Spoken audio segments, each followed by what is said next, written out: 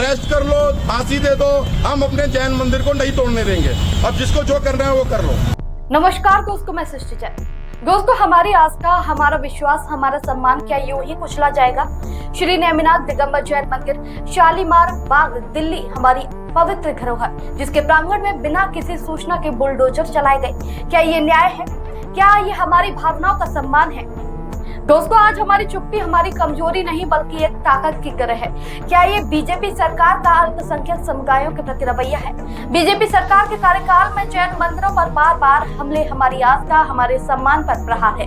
क्या यही है लोकतंत्र का नया रूप, जहां अल्पसंख्यक समुदाय के पवित्र स्थलों पर प्रशासन चाहे जितना भी बल प्रयोग कर ले, जैन समाज चुप रहे?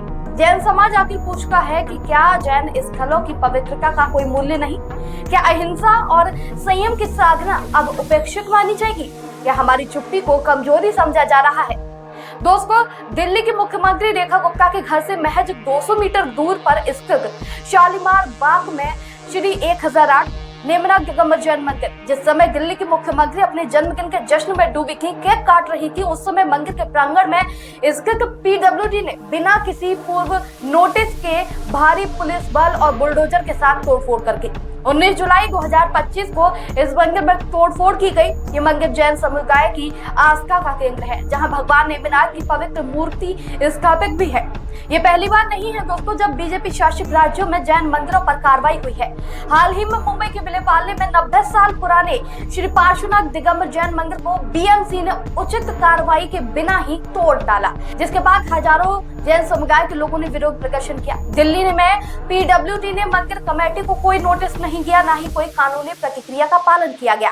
ये कार्रवाई धार्मिक भावनाओं का अपमान है और अल्पसंख्यक समुदायों के प्रति बीजेपी सरकार के उदासीनता की रवैये को दर्शाती है। दोस्तों, मामला बहुत साफ है। जब 6 महीने में 2 बार चोरी हो जाती है तो कोई भी प्रशासनिक अधिकारी के कान में जू तक नहीं रखती, लेकिन जब जैन समुदाय खुद अपनी रक्षा, अपने मंदिरों की रक्षा करता है तो प्रशासन को बहुत आपत्ति होती है। इस घटना ने देश भर के जैन समुदाय में रोष पैदा कर दिया है। सोशल मीडिया पर लोगों ने इसे धार्मिक स्थलों पर हमले की श्रृंखला का हिस्सा बताया है। इस अपमानजनक कार्रवाई के बाद जैन समुदाय शांतिपूर्ण प्रदर्शन करने को तैयार है। पीडब्ल्यूडी से सार्वजनिक रूप से माफी और दोषी अधिकारियों के खिलाफ कार्रवाई करने की जैन समुदाय मांग कर रहा है। आपको बता दूं, मुंबई, मध्य प्रदेश के सिंगरौली में जैन संतों पर हमला हुआ और अब दिल्ली में जैन मंदिरों पर कार्रवाई ने समुदाय में काफी रोष पैदा कर दिया है। मुंबई के विलेपार्ले में 90 साल पुराने श्री पार्श्वनाथ दिगंबर जैन मंदिर को बीएमसी ने अवैध निर्माण बताकर तोड़ा, जबकि मंदिर ट्रस्ट का दावा था कि मामला अदालत में लंबित था। इस कार्रवाई में मूर्तियों और धार्मिक ग्रंथों का घोर अपमान हुआ है। आपको बता दूं, इसके खिलाफ 20,000 से अधिक लोगों ने शांतिपूर्ण विरोध प्रदर्शन किया, क्योंकि जैन समुदाय अहिंसा के मार्ग को अपनाता है। वो किसी तरह का विद्रोह नहीं करता, किसी तरह की हिंसा नहीं करता, लेकिन बार बार जैन समुदाय के लोगों को आहत किया जा रहा है। आपको बता दूं, अभी तक मुंबई के विलेपार्ले में वो मंदिर का निर्माण फिर से नहीं हो पाया है। जैन समाज बार बार गुहार लगा रहा है, लेकिन कोई भी कान पर जू नहीं रेंग रही। इसके अलावा इससे पहले मध्य प्रदेश के सिंगरौली में जैन संतों पर हिंसक हमला हुआ है और बीजेपी नेताओं द्वारा कथित तौर पर जैन समुदाय के खिलाफ आपत्तिजनक टिप्पणी की जाती है, जिसने समुदाय में भय और असुरक्षा की भावना पैदा कर दी है, क्योंकि बीजेपी के बड़े नेता तो काफी बड़े वादे करके हैं कि जैन समुदाय के संतों के पास जाते हैं और तमाम ऐसी बातें कह के आते हैं जो उन्हें लुभा लेती हैं, लेकिन बाद में उसी पार्टी के नेता जैन समुदाय के लोगों पर अत्याचार करते हैं, जैन संतों पर हमला होता है तो उस पर कोई भी कार्रवाई नहीं की जाती है। सोशल मीडिया पर लोग अब इसे बीजेपी सरकार के धार्मिक स्थलों के खिलाफ साजिश का हिस्सा बता रहे हैं। आज मैं आपको दोस्तों बताती हूँ कि जैन समुदाय के बारे में ऐसे तथ्य जो आज तक आपको शायद ही पता होंगे। दोस्तों, जैन समुदाय को भारत में सबसे अमीर समुदायों में से एक माना जाता है। वे भारत की कुल आबादी का 0.4% से भी कम होने के बावजूद कुल आयकर का 24% से अधिक योगदान करते हैं। सामूहिक रूप से जैनियों के पास भारत की संपत्ति का 28% से अधिक हिस्सा है। जैन समुदाय भारत की सकल घरेलू उत्पाद की वृद्धि में 25% का योगदान देता है। जैन लोग कुल मिलाकर भारतीयों की तुलना में अधिक शिक्षित और धनी हैं। आपको बता दो, भारत की 2011 की जनगणना के अनुसार जैन वयस्कों में से लगभग 1/3 यानी कि 34% के पास कम से कम एक कॉलेज की डिग्री है, जबकि आम जनता में ये संख्या 9% ही है। इसके अलावा भारत के राष्ट्रीय परिवार और स्वास्थ्य सर्वेक्षण के अनुसार जैनियों का विशाल बहुमत भारत के शीर्ष धन पंचमाश में आता है। इसीलिए कहा जाता है कि जैन समाज पढ़ा लिखा समाज होने के साथ साथ ही स्वस्थ समुदाय भी है। भारत के 50% हीरा उद्योग का स्वामित्व जैनियों के पास ही है। जैन समुदाय की साक्षरता दर 94.1% है, जो भारत के सबसे अधिक है।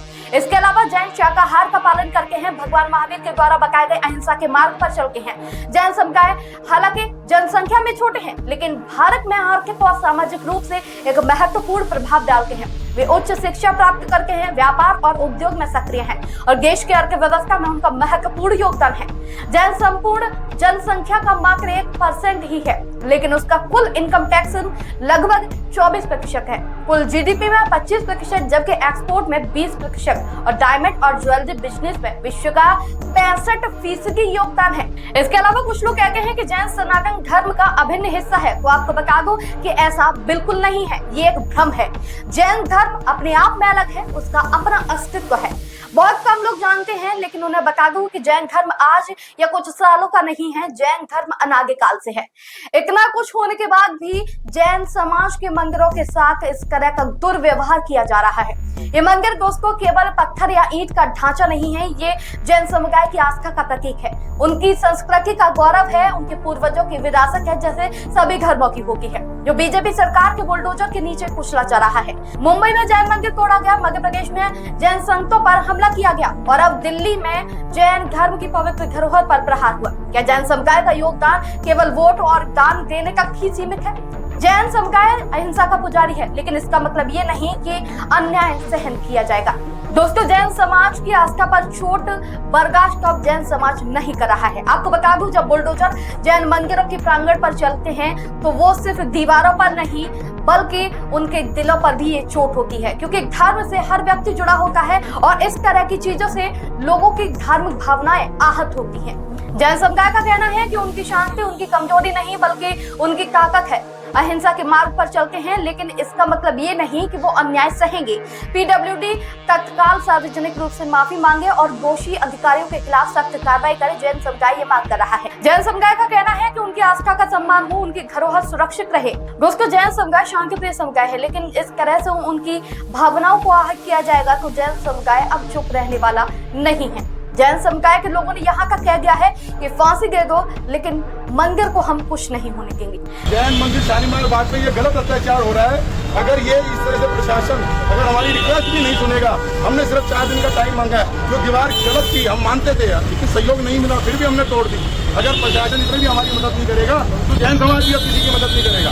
हम भी अपने प्रोटेस्ट करेंगे और हम नहीं तोड़ने देंगे इसको। कोई एंक्रोचमेंट नहीं करा, 1 इंच भी जगह नहीं बढ़ाई है। पहले यहाँ रेलिंग थी, हमारे यहाँ शालीमार बाग जैन मंदिर में 2 बार चोरी हो चुकी थी, इसलिए हम सिर्फ 6 फुट की दीवार कर रहे थे। उसके बाद प्रशासन ने भी नहीं करी। अगर कल को तीसरी बार चोरी होगी तो क्या पुलिस वाले या प्रशासन हमारी कोई मदद करेगा? हमारे यहाँ 2 बार चोरी हो चुकी है, FIR रोन जाए शालीमार बाग जैन मंदिर में, और हम अगर अपनी सेफ्टी के लिए 6 इंच की दीवार कर भी रहे हैं तो हम क्या गलत कर रहे हैं? हम करेंगे, प्रशासन अपना काम करेगा, हम अपना काम करेंगे। साथ ही दोस्तों, आपको बता दूं, ये लड़ाई सिर्फ जैन समुदाय की नहीं बल्कि हर उस धार्मिक के लोगों की है जो अपने धर्म को बचाना चाहते हैं, उसे सुरक्षित रखना चाहते हैं। इस वीडियो को जाके से आगे शेयर कीजिए ताकि लोगों तक आपकी आवाज पहुंचे। वीडियो अच्छा लगा हो तो हमारे चैनल को लाइक, शेयर और सब्सक्राइब करना ना भूलें। नमस्कार।